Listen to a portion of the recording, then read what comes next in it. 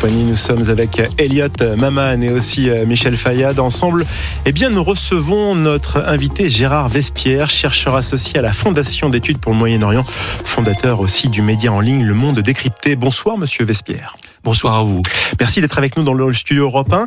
Alors aujourd'hui, les ambassades américaines de plusieurs capitales du Moyen-Orient mettent en garde les citoyens et les citoyennes américains et américaines contre une éventuelle escalade au conflit régional dans le Moyen-Orient.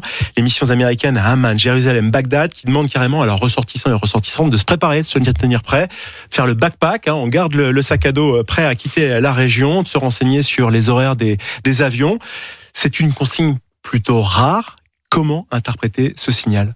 Rare, oui, mais de précaution. Et je pense que, étant donné la situation générale dans la région, étant donné les frappes iraniennes et de leurs alliés proxy sur les installations américaines dans les pays du Golfe et à proximité, effectivement, d'Israël avec la Jordanie, il est de bon ton de prévoir, surtout avec l'adversaire iranien, n'est-ce pas ? On n'est pas dans une confrontation de puissance à puissance. On a une capacité de puissance israélienne, américaine, contre une capacité de nuisance iranienne. Une nuisance parce que, voyez-vous, il n'y a pas de force militaire colossale. Il y a des centaines de petits drones et de missiles qui donnent quelques centaines de frappes contre 10 000 objectifs atteints par les forces américaines. Vous avez la même chose dans les forces navales. Il n'y a pas de sous-marins nucléaires, il n'y a pas de destroyers. Il y a des petits bateaux qui bloquent le détroit d'Ormuz. Vous avez les proxys. Il n'y a pas de grande force terrestre iranienne. Il n'y a pas de défilé de chars. Mais il y a des alliés dans toute la région qui déséquilibrent. Et finalement, vous avez dans le reste du monde des capacités de nuisance par attentat, par réseau.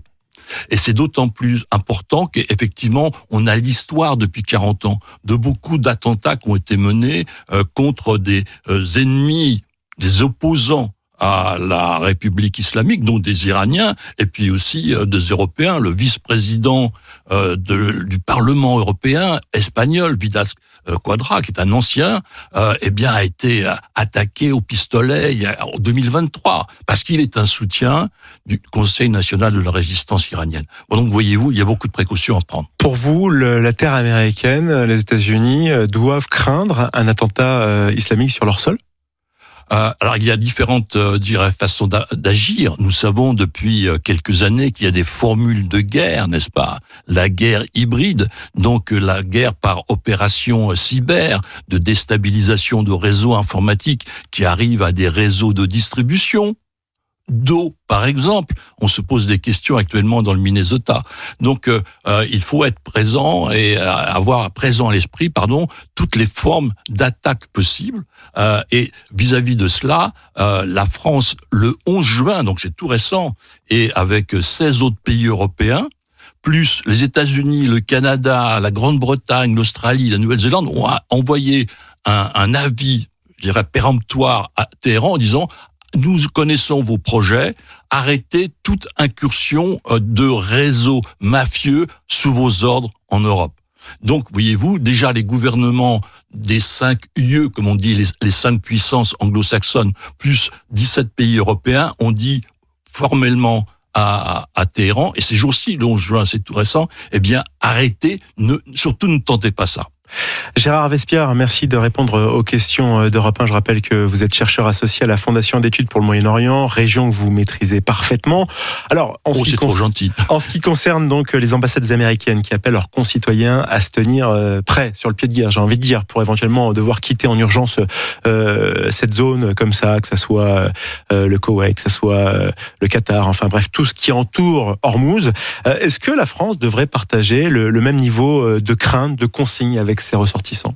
Actuellement, nous ne sommes pas, une force d'intervention. Nous avons proposé effectivement... Non, mais les dommages collatéraux peuvent aussi exister. Donc, c'est pour ça que vous pensez que ça va être vraiment précisément que les Américains qui ont cette capacité à pouvoir être extrêmement chirurgical dans leur frappe. Nous avons été aussi chirurgicaux dans les situations aux Émirats Arabes Unis, au Koweït, où nous avons effectivement prévenu par réseau de SMS nos ressortissants. Toutes les interventions au Liban, en Israël aussi, où nous prévenons nos ressortissants. Donc, nous envoyons éventuellement des avions, soit de lignes commerciales affrétées par le gouvernement, soit éventuellement éventuellement des avions militaires à 400, etc. Donc, on a une capacité. Pour le moment, nous sommes pas force d'attaque de premier rang. On a même été jusqu'à proposer des forces donc militaires, mais pour mettre en ordre le détroit d'Ormuz, donc dans un cadre non agressif, dans un cadre de restauration de la libre circulation. Donc je pense que nous sommes effectivement pas opposés, mais là aussi, on est peut-être au niveau N-2 au lieu d'être au niveau N-1. Gérard Vespierre, le Koweït est en proie à de nouvelles attaques de drones iraniennes. Ça frappe toujours tout azimut autour du détroit d'Ormuz. Vous l'avez précisé, pas avec les mêmes moyens forcément, mais suffisamment des moyens de nuisance de la part du peuple iranien, de la République. Du régime, ouais. Du régime, bien évidemment. J'allais dire du peuple du régime des mollahs, bien évidemment. Merci de me reprendre.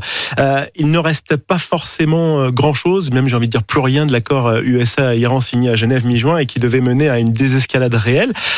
Comment on peut changer les choses? Est-ce qu'on va changer les choses? À Versailles. Donc, je crois qu'il faut, dans cette situation... À Versailles, effectivement. Dans cette situation très hybride, de paix et de guerre mélangées, accepter cette complexité, accepter le blanc et le noir en même temps. Et donc, vous allez avoir, dans les semaines à venir, espérons-le, non pas une extension du conflit, mais toujours cette situation de coups de feu ponctuels, de menaces, et puis peut-être des signatures. Mais si on prend beaucoup de recul, on s'aperçoit que cette situation-là, la guerre des 40 jours, la situation actuelle, fait suite à la guerre des 12 jours, l'an dernier. Avant la guerre des 12 jours, il y a eu quelques journées en 2024, 2025, de raids israéliens sur l'Iran. C'était le deuxième volet. Donc actuellement, c'est le troisième. Et le premier volet, ça a été de réduire toutes les capacités du Hamas, du Hezbollah, d'aboutir à la chute de Bachar el-Assad. Vous vous rendez compte? Et puis aussi de réduire fortement le pouvoir militaire des Houthis.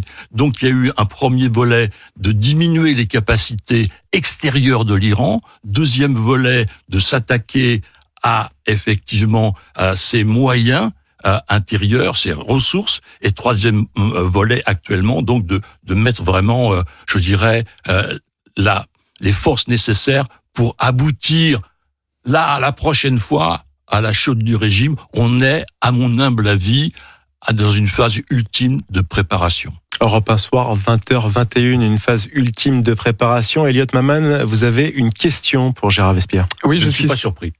Jusqu'ici, les Iraniens ont réussi à ne pas trop affecter les Américains dans leur quotidien, alors même qu'on pourrait estimer que dans la mesure où les États-Unis mènent une guerre, notamment contre l'Iran, il y aurait pu avoir une volonté de menace de réponse un peu plus symétrique. Mais enfin, on a en effet vu cette semaine qu'une quarantaine au total d'usines d'assainissement de l'eau aux États-Unis ont été touchées par des problèmes informatiques. On parle vraisemblablement d'attaques cyber. Donald Trump a dit qu'il ne s'agissait assurément pas des Iraniens, mais ce serait plus ou moins dans leur mode opératoire. Est-ce qu'on peut en effet s'attendre à une volonté des Iraniens de montrer qu'ils sont également capables d'affecter très directement la population américaine? Est-ce que ce serait dans leur intérêt à l'heure actuelle? On l'a évoqué il y a quelques minutes, effectivement, ça peut être une opération qui est, je dirais, attribuée aux gardiens de la Révolution et à des équipes intermédiaires, bien évidemment, pour aboutir à ce genre de situation. La capacité de nuisance, elle est fondamentale pour les Iraniens, pour essayer de garder une rente, celle du détroit d'Ormuz, s'ils arrivent à mettre en place effectivement des moyens de paiement. Bon. Donc, pour obtenir cela, je pense qu'ils sont prêts à aller très très loin. Et c'est là où on est effectivement sur le fil du rasoir, aussi bien du côté iranien, jusqu'où ne pas aller trop loin aux États-Unis, que du côté américain, jusqu'où ne pas aller trop loin dans les bombardements en Iran. Donc, on est sur ce chemin de crête, n'est-ce pas, pendant encore quelques semaines, quelques mois, mais il faut s'attendre effectivement pour les États-Unis à des risques de nature nouvelle. Justement, c'est la surprise, n'est-ce pas? C'est la règle numéro 1 de la guerre. Est-ce que l'Iran a les moyens de ses ambitions de pouvoir obtenir justement le péage dans ce détroit d'Ormuz à long terme, ou absolument pas du tout? C'est juste impossible. Les moyens, oui, ils sont en train de les utiliser actuellement. Maintenant, est-ce que ces moyens-là vont être capables d'aboutir à ce résultat? Ça, c'est la question fondamentale, parce que là, les États-Unis ont sur les épaules la responsabilité du commerce et de l'économie mondiale. Si effectivement on va vers un baril à $100 ou plus pendant des mois et voire des trimestres, là on est dans des situations très très très difficiles, et ils en portent vis-à-vis du monde et du monde occidental et du monde économique une grande partie de la responsabilité. Donc ils doivent faire le nécessaire. Alors justement, est-ce que pour Donald Trump, cette guerre avec l'Iran, c'est un petit peu devenu son bourbier? C'est une épine du pied, effectivement, dans le pied plus exactement, et je crois que là, on touche un point très très intéressant d'un point de vue stratégique. On a devant nous un président américain qui a promis la paix en 24 heures en Ukraine, qui a promis la paix dans le monde, et qui se retrouve à une guerre continue en Ukraine et à un déclenchement en Iran.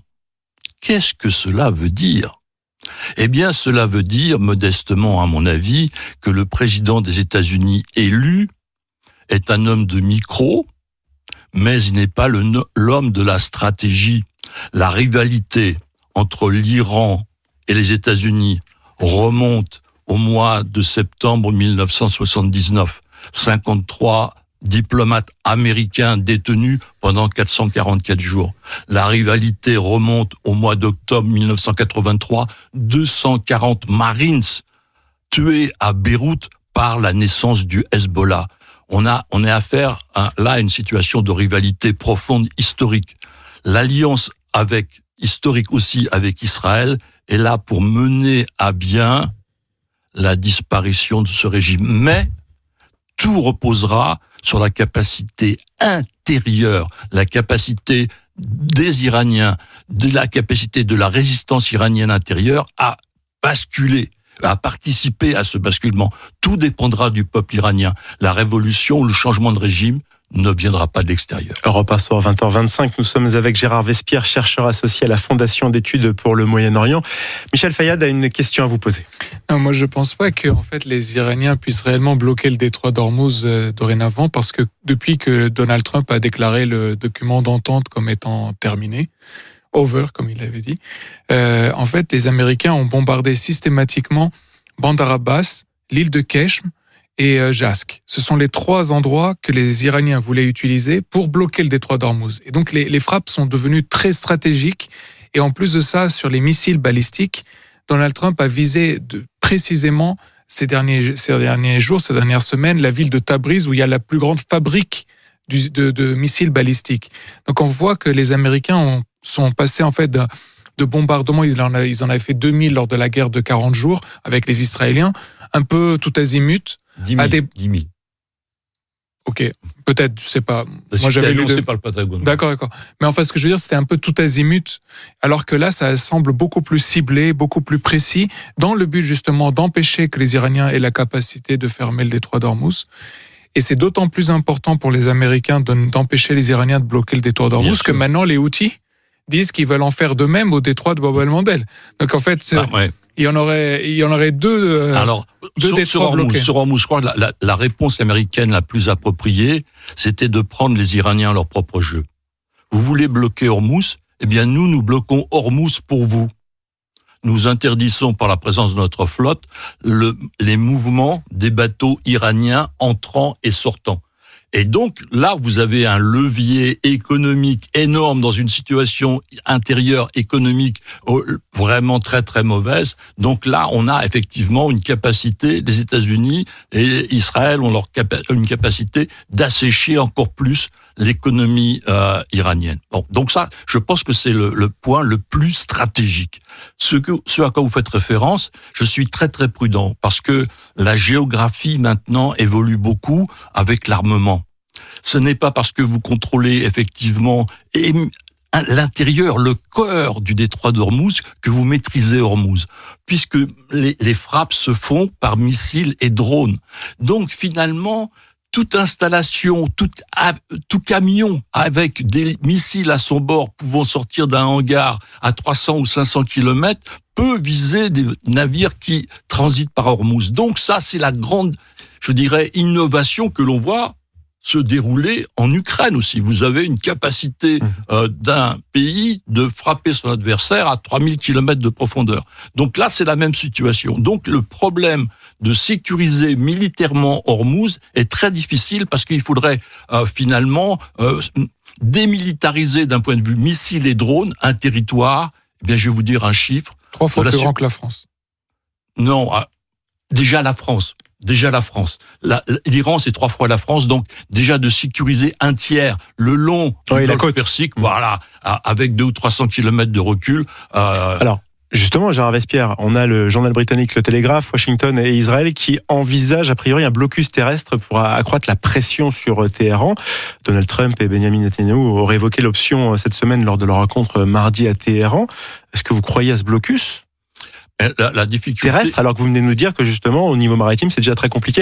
Il nous reste une grosse minute. Le blocus terrestre de l'Iran est à mon avis très très difficile dans la mesure où je pense qu'il y a au moins 6 pays riverains, peut-être plus, voilà comme ça immédiatement en vous donnant un chiffre. Donc d'avoir la capacité de bloquer le commerce avec le Pakistan, avec l'Afghanistan, avec la Turquie me semble vraiment très audacieux, mais ça peut être aussi un moyen diplomatique de pression en disant si vous continuez, on va vraiment, cette fois-ci, vous réduire en cendres d'un point de vue économique. Merci beaucoup Gérard Vespierre d'avoir répondu aux questions d'Europe 1 Soir. Je rappelle que vous êtes chercheur associé à la Fondation d'études pour le Moyen-Orient, puis aussi fondateur, et ça c'est une bonne nouvelle, du média en ligne Le Monde Décrypté. Merci à vous de votre gentillesse. Merci monsieur Vespierre.